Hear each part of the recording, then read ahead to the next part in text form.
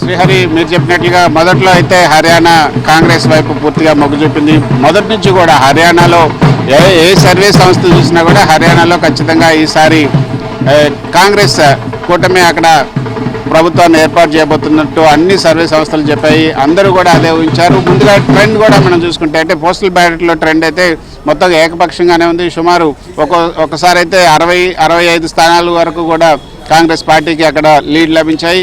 కానీ ఇప్పుడు క్రమేపీ తగ్గుతూ వస్తుంది. అక్కడ 46 బీజేపీ, 42 కాంగ్రెస్ వచ్చింది. అంటే పోటాపోటీగా ఉంది బీజేపీ కాంగ్రెస్ అనేది. ఇక ఫైనల్ ఫలితాలు వచ్చేటప్పటికి ఈ ఫలితాలు ఏ విధంగా మారుతాయన్నది కూడా కొంత ఆసక్తిగానే ఉంది. ఇప్పుడు బీజేపీ కాంగ్రెస్ అనేది అక్కడ పోటాపోటీగా ఉంది.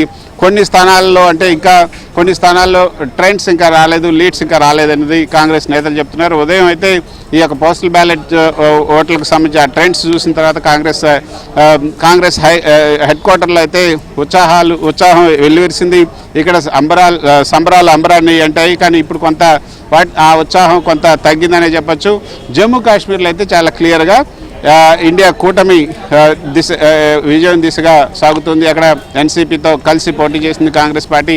So magic figure 48. సో 48 దాటి అక్కడ 52 వరకు కూడా వెళ్ళింది. సో అక్కడ కొంత క్లియర్గానే ఉంది. కానీ మొదట హర్యానా చాలా క్లియర్గా ఉండింది. అక్కడే కొంత అటు ఇటు అన్నట్లుగా ఉండింది. కానీ ఇప్పుడు హర్యానాలో కొంత అటు ఇటుగా ఉంది. జమ్మూ కాశ్మీర్లో చాలా క్లియర్ అయిందనే చెప్పొచ్చు. సో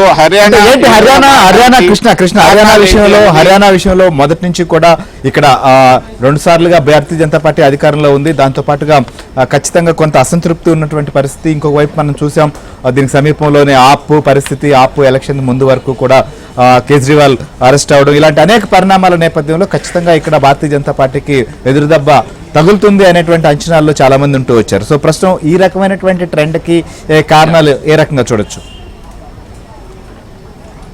ఖచ్చితంగా ఇది విశ్లేషించదగినటువంటి పరిణామం అనే చెప్పొచ్చు. ఎందుకు 10 ఏళ్ల తర్వాత కూడా అంటే సెకండ్ టైం వచ్చినప్పుడు కూడా దుష్యంత్ చౌతాలా ఏదైతే 10 సీట్లు ఉన్నాయో ఎన్ఎల్డీకి సంబంధించి జేజేపీకి సంబంధించినటువంటి పార్టీ దుష్యంత్ చౌతాలా ఆ 10 స్థానాలతో కలుపుకునే కూటమి ప్రభుత్వాన్ని ఏర్పాటు చేస్తుంది. సంకీర్ణ ప్రభుత్వాన్ని ఒక విధంగా చెప్పొచ్చు. రెండోసారి బీజేపీకి అంత క్లియర్ మెజారిటీ రాలేదు. కొన్ని సీట్లు అయితే తగ్గాయి. మ్యాజిక్ ఫిగర్కి కొన్ని సీట్లు 10 సీట్ల వరకు తగ్గాయి. అందుకే జేజేపీతో కలుపుకొని అక్కడ ప్రభుత్వాన్ని ఏర్పాటు చేసి అయితే మనోహర్ లాల్ ఖట్టర్ కూడా 4 ఏళ్ల పాటు అక్కడ సీఎంగా ఉండి ఆ తర్వాత చివరిలో ఆయన గత లోక్సభ ఎన్నికలకు ముందే ఆయన తీసేసి ఆయన్ని కర్నాల్ నుంచి లోక్సభ స్థానానికి పోటీ చేయించారు. తర్వాత ఆయన ఇక్కడ పట్టణాభివృద్ధి శాఖ మంత్రిగా కూడా తీసుకొచ్చారు. దాని ప్రభావం కూడా అక్కడ కనిపించే అవకాశం ఉందనుకున్నారు. అందరూ కూడా బీజేపీకి ఈసారి పెద్దగా పట్టలేదు, కాంగ్రెస్ మళ్ళీ గెలుస్తుంది, దీపక్ కూడా హవా కొనసాగుతుందని కూడా అందరూ భావించారు. కానీ హర్యానాలో ఈ ట్రెండ్ మార్పుకి కారణం ఏంటి, అదేవిధంగా జమ్మూ కాశ్మీర్లో అక్కడ జరిగినటువంటి పరిస్థితి ఏంటి అన్నది మనతో మాట్లాడడానికి Arjun Babu, ex PCC spokesperson Arjun Babu మనతో ఉన్నారు. అర్జున్ బాబు చెప్పండి, మొదట్లో మనం చూసాం హర్యానాలో చాలా రైజుల్లో వెళ్ళిపోయింది, దాదాపు 60-65 సీట్ల వరకు కూడా వెళ్ళిపోయింది. ఇప్పుడు ట్రెండ్ తగ్గుతుంది. హర్యానాలో దీనికి కారణం ఏమంటారు? ఖచ్చితంగా ఇంకా కౌంటింగ్ ప్రక్రియ పూర్తి కాలేదు కాబట్టి ప్రక్రియ పూర్తి అయిన తర్వాత ఖచ్చితంగా కాంగ్రెస్ పార్టీకి 2 రాష్ట్రాల్లో కాంగ్రెస్ ప్రభుత్వం ఏర్పాటు చేయబోతూ ఉంది. ఏదైతే మొన్న పార్లమెంట్ ఎలక్షన్లో ఇచ్చినటువంటి తీర్పు ఏదైతే అది నైతికంగా కాంగ్రెస్ పార్టీ ఆ రోజే దేశంలో ప్రభుత్వం ఏర్పాటు చేసింది. కానీ బీజేపీ మోడీ వీళ్ళు ఈడీ ఫర్ మోడీ, ఈడీ ఒకటి పెట్టుకొని దాని తర్వాత మోడీ కోసమే ఈవీఎం పెట్టుకొని మన గత 2-3 రాష్ట్రాల్లో చూసుకుంటే రాష్ట్ర ఎలక్షన్లో ఉన్నటువంటి ఓటు శాతం కంటే మళ్ళీ ఎంపీ ఎలక్షన్లకు ఓటు శాతం 10% పెరుగుతూ ఉంది.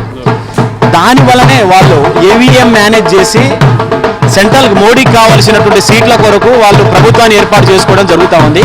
కానీ కౌంటింగ్ ప్రక్రియ పూర్తి ఖచ్చితంగా మాకు కాంగ్రెస్ ప్రభుత్వం హర్యానా జమ్మూ కాశ్మీర్లో కాంగ్రెస్ ప్రభుత్వం ఏర్పాటు చేయబోతూ ఉంది. 100% కాంగ్రెస్ పార్టీ నిజాయితీగా ఏదైతే బీజేపీ అన్నీ కూడా బ్లాక్మెయిల్ రాజకీయాలు, ఈవీఎం రాజకీయాలు, ఎన్ఫోర్స్మెంట్, ఈడీ అవన్నీ ఉపయోగించి అక్కడ ఉన్నటువంటి రాజకీయ నాయకులకి వాళ్ళు బ్లాక్మెయిల్ చేసి వాళ్ళు బీజేపీ ప్రభుత్వం ఏర్పాటు చేసుకోవడానికి ప్రయత్నం చేస్తూ ఉంది. కానీ అక్కడ ఉన్నటువంటి ప్రజలు ఇవాళ చూస్తూ ఉన్నాం మనం రిపోర్టు ఇంకో 2-3 గంటల్లో వస్తూ ఉంది పూర్తి రిజల్ట్.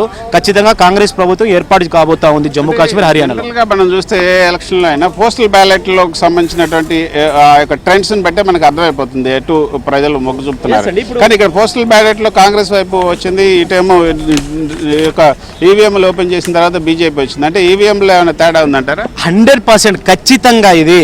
కర్ణాటకలో చూసుకోండి, కర్ణాటక రాష్ట్రంలో రాష్ట్ర ప్రభుత్వం ఏర్పాటు దిశగా కాంగ్రెస్ పార్టీ ముందుంది. కానీ అదే కొన్ని నెలల తర్వాత 10% ఓట్ శాతం పెరిగింది. ఎట్లా పెరుగుతుంది? మన తెలంగాణలో చూసుకోండి, 2018లో చూసుకోండి 4 ఎంపీలు అన్నారు.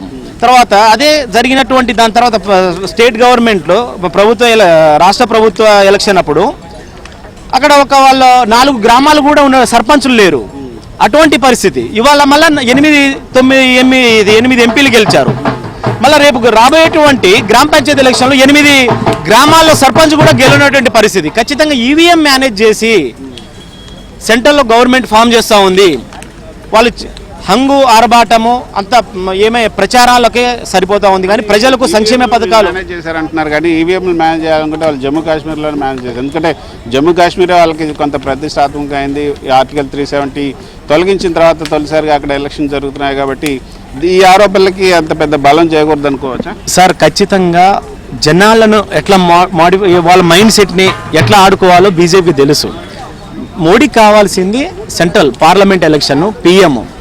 ఈ రాష్ట్రాల్లో కొన్ని గేమ్ ఆడుతూ ఉంటారు వాళ్ళు. కానీ ఖచ్చితంగా ఇప్పుడు పోస్టల్ బ్యాలెట్ చూసాం మేము, దానికి మించిన రిజల్ట్ ఏముందండి? అది పోస్టల్ బ్యాలెట్స్లో అత్యధికంగా కాంగ్రెస్ పార్టీకి సపోర్ట్ ఉన్నది. కానీ ఇవాళ ఈవీఎం మేనేజ్ జరుగుతూ ఉంది 100%. ఇది మన జరుగుతున్నటువంటి 2-3 రాష్ట్రాల్లో కూడా రాష్ట్ర గవర్నమెంట్ కాంగ్రెస్ పార్టీ ఏర్పాటు చేస్తే దాని తర్వాత పార్లమెంట్ ఎలక్షన్లో ఒక 10% ఓట్ శాతం ఎట్లా మార్పు వస్తూ ఉంది? హర్యానాలో కాంగ్రెస్ పార్టీకి మొగ్గు చూపినటువంటి అంశాలు అంటే ఎన్నికల ప్రచారం చూసుకుంటే కాంగ్రెస్ పార్టీ చాలా హామీలు ఇచ్చింది.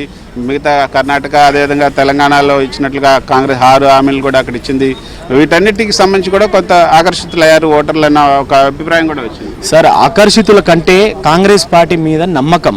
ఎందుకంటే ఈ 10 సంవత్సరాలు రాహుల్ గాంధీ కోట్లలో జాబ్లు ఇస్తా, నల్లధనం తీసుకొని ఇస్తా, ఈ దేశము ఒక మతం ముసుగులో కులం, ప్రాంతం, మతం అనేటువంటి భేదాలను తీసుకొచ్చి జనాలను మోసం చేయడం జరుగుతుంది తప్ప ఇవాళ పేద బడుగు బలహీన వర్గాలకు ఎటువంటి సంక్షేమ పథకాలు కావచ్చు, విద్యార్థులు కావచ్చు, జాబ్స్ కావచ్చు, ఈ దేశంలో ఆర్థిక వ్యవస్థ కుంటుపడ్డది. కాబట్టి ఈ హామీలని నమ్మి ఇవాళ కాంగ్రెస్ పార్టీ అధికారంలోకి రాబోతుంది అనేది దానికంటే కూడా బీజేపీ చేస్తున్నటువంటి మోసాలను గుర్తించి ఇవాళ కాంగ్రెస్ ప్రభుత్వం ఏర్పాటు చేయబోతా ఉంది. హర్యానాలో కావచ్చు, జమ్మీలో సర్కార్ డబుల్ ఇంజిన్ సర్కార్ అని మొదటి నుంచి కూడా బీజేపీ చెప్తుంది. సో ఆ డబుల్ ఇంజిన్ సర్కార్ వైపు ఏమన్నా బీజేపీ అక్కడ ఉన్నటువంటి హర్యానా మళ్ళీ ఇంకో థాట్ చేసి హ్యాట్రిక్ దిశగా ఏమైనా సాగే అవకాశాలు ఉన్నాయి? సార్ ఖచ్చితంగా అలాంటిది ఏమీ లేదు. వాళ్ళు బ్లాక్మెయిల్కి పాల్పడుతూ ఉన్నాడు. ఇవాళ డబుల్ ఇంజన్ అంటే ఇవాళ మొన్న జరిగినటువంటి ఎలక్షన్లో అతను అందరినీ కలుపుకొని ఇవాళ సెంట్రల్ గవర్నమెంట్ ఫామ్ చేయడం జరిగింది. అది దేశానికి అందరికీ తెలిసినటువంటి సత్యం. అది ఇవాళ మోడీ ఇవాళ కాంగ్రెస్ పార్టీ మీద ఎట్లా బురద జల్లాలనే అదే తప్ప ఏం లేదు. ఖచ్చితంగా డబుల్ ఇంజన్ సర్కార్ కాదు, వాళ్ళ త్రిబుల్ ఇంజన్ సర్కారు ఇవాళ బీజేపీ అవుతా ఉంది. రైట్, అర్జున్ బాబు, ఇది శ్రీహరి. మొత్తానికైతే చూస్తే హర్యానా ఎన్నికల ఫలితాలు మాత్రం కాంగ్రెస్లో కొంత నిరాశను కలిగిస్తున్నాయని చెప్పొచ్చు. కానీ ఫైనల్గా అయితే మ్యాజిక్ ఫిగర్ అయితే వస్తుంది.